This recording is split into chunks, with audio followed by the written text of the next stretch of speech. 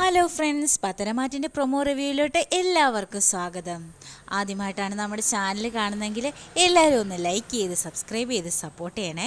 അപ്പോൾ നൂലുകെട്ടൊക്കെ ഭംഗിയായിട്ട് കഴിയുന്നു. അതിനുശേഷം എല്ലാവരും കൂടി ഇരുന്ന് സംസാരിക്കുമ്പോൾ കനക പറയുന്നുണ്ട്, എൻ്റെ ഏറ്റവും വലിയൊരു ആഗ്രഹമാണ് ഇനി ഇതുപോലുള്ള ചടങ്ങുകളൊക്കെ നയനമോളുടെ ജീവിതത്തിൽ ഉണ്ടാകണം എന്നുള്ളത് എന്ന് പറയുമ്പോൾ അന്നേരം ഇത് കേട്ടുകൊണ്ട് നിൽക്കുന്ന ജലജയും ജാനകിയും ഒക്കെ ഉണ്ടല്ലോ. അപ്പോൾ ജലജ പറയുവാണ്, ഇനിയിപ്പോൾ ഇതുപോലുള്ള കാര്യങ്ങളൊന്നും ഇവിടെ ജീവിതത്തിൽ ഉണ്ടായില്ല എന്നോർത്തും ഇവർക്ക് വലിയ വിഷമമൊന്നും ഉണ്ടാകുമെന്ന് ഞങ്ങൾക്ക് തോന്നുന്നില്ല എന്ന് പറയുമ്പോൾ അതെന്താ എന്നോർത്ത് ഇങ്ങനെ സംശയിച്ച് നോക്കുന്നുണ്ട് കനക നയനയുടെ മുഖത്തേക്ക്.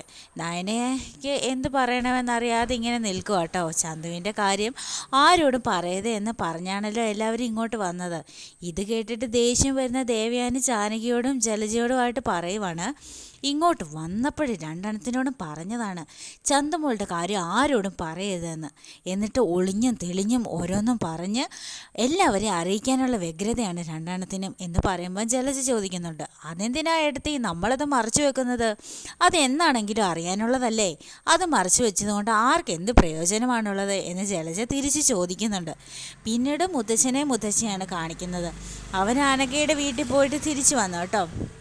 അത് കഴിഞ്ഞ് മുത്തശ്ശി പറയുന്നതാണ്, നമ്മൾ ജലജ എടുത്ത് വളർത്തിയതുപോലെ തന്നെ നയനയും ആദർശം കൂടി മോളെ വളർത്തിക്കോളൂ എന്ന് പറയുമ്പോൾ മുത്തശ്ശൻ പറയുന്നുണ്ട്, അത് നേരെ അവർ നന്നായിട്ട് മോളെ വളർത്തിക്കോളും, വേണ്ടതെല്ലാം ചെയ്തോളും, പിന്നെ നമ്മുടെ ഒരു സ്വത്തിൻ്റെ ഒരു ഭാഗം മോക്ക് കൊടുക്കുകയും ചെയ്യാം എന്നൊക്കെ പറഞ്ഞുകൊണ്ടിരിക്കുന്ന രണ്ടുപേരെയും കാണിക്കുന്നുണ്ട്.